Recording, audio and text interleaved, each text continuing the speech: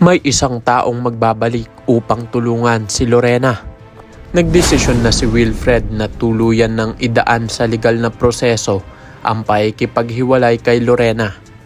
Hindi na niya kayang tiisin pa ang bigat ng kanilang relasyon na sa tingin niya ay wala ng saysay.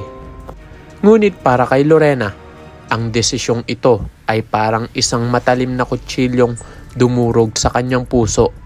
Hindi niya akalaing ang lalaking minsan niyang minahal ng buong buo ay siya ring magtatakwil at iiwan sa kabila ng lahat ng sakripisyong ginawa niya. Habang nagdudusa si Lorena sa loob ng kulungan, dumating naman si Manang Pilar sa bahay ni Wilfred. Bit-bit nito ang katotohanan na matagal nang isinisigaw ni Lorena na siya ay nagdadalang tao. Sinabi ni Pilar kay Wilfred na hindi nagbibiro o nagsisinungaling si Lorena. Totoong may dinadala itong buhay sa kanyang sinapupunan. Nabagabag si Wilfred sa balitang iyon, kaya't hindi na nag-aksaya ng oras at nagtungo agad siya sa city jail upang harapin si Lorena.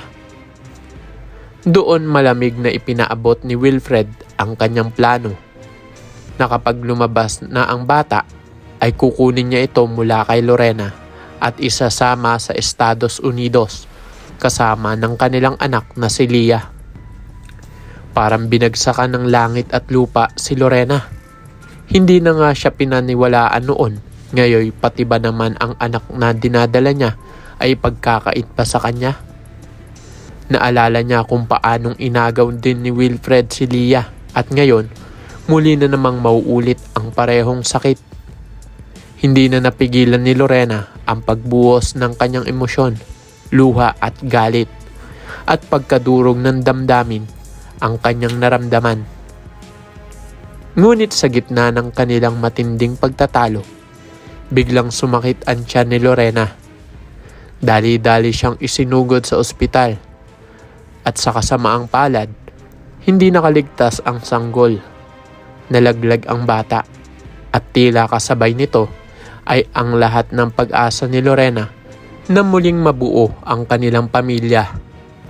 Doon unti-unting natauhan si Lorena. Naunawaan niya na wala na talagang saysay ang kanyang mga pakiusap. Kahit ano pa ang gawin niyang pagmamakaawa, sarado na ang isip ni Wilfred. Hindi na ito ang lalaking minsan niyang minahal. Isa na itong banyaga sa kanyang mundo. Mula roon, nangako si Lorena sa kanyang sarili. Hinding-hindi na siya magmamakaawa kay Wilfred. Hindi na siya iiyak para sa pag-ibig na hindi na kanya. Sa halip, ilalaan niya ang lahat ng kanyang oras at lakas sa paghahanap ng ebidensyang magpapatunay ng kanyang kawalang sala. At higit sa lahat, sisiguraduhin niyang pagsisisihan ni Wilfred ang kanyang naging desisyon. Ang talikuran siya at mas piliing makinig sa demonyitang si Ronnie. Habang gumugulong ang kaso, isa-isa namang lumalabas ang mga taong may malasakit kay Lorena. Hindi siya nag-iisa. Una na rito ang kanyang matalik na kaibigang si Fern, na ngayon isa ng matagumpay at mayamang negosyante. Sa kabila ng kanyang abalang buhay, hindi nagdalawang isip si Fern na bumalik upang tulungan si Lorena. Kasunod naman ay ang kanyang dating amo na si Amar. Agad itong umuwi ng Pilipinas nang mabalitaan ang pagkakakulong ni Lorena. Hindi niya matanggap na ang babaeng minsan niyang itinuring na pamilya ay pinapasan ang kasalanang hindi naman kanya.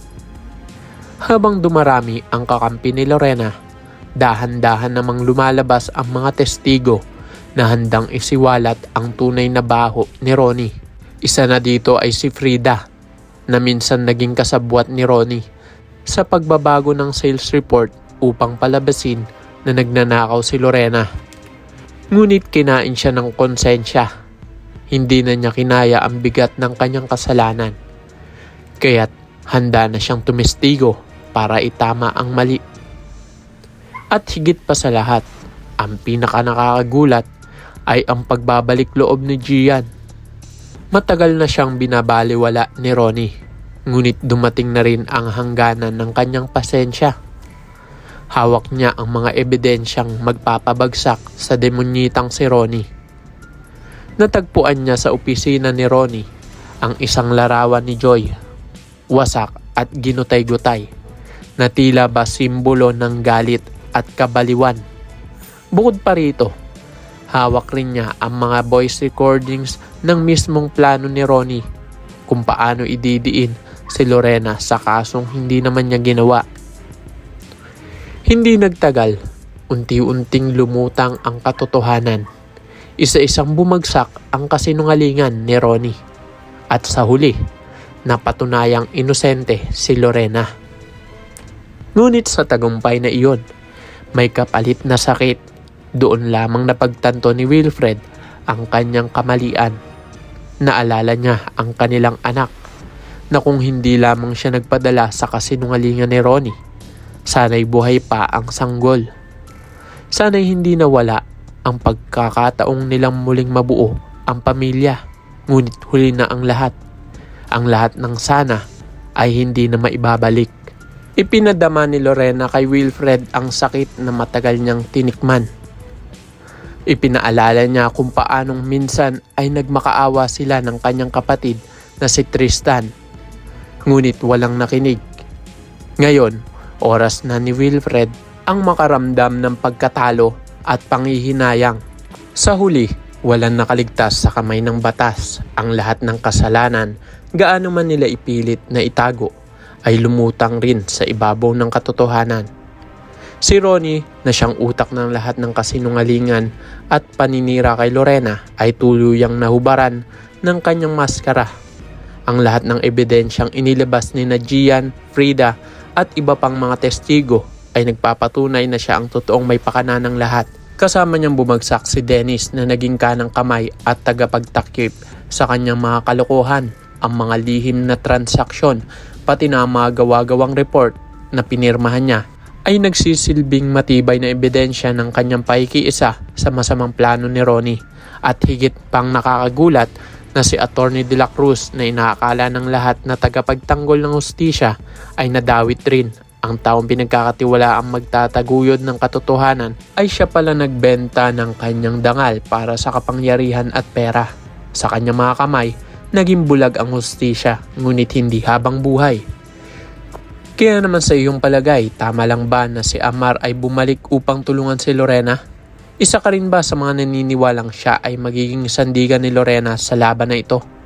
Kung oo ang iyong sagot ay huwag kalimutang i-click ang like at subscribe button upang palagi kang updated sa mga susunod ko pang i-upload.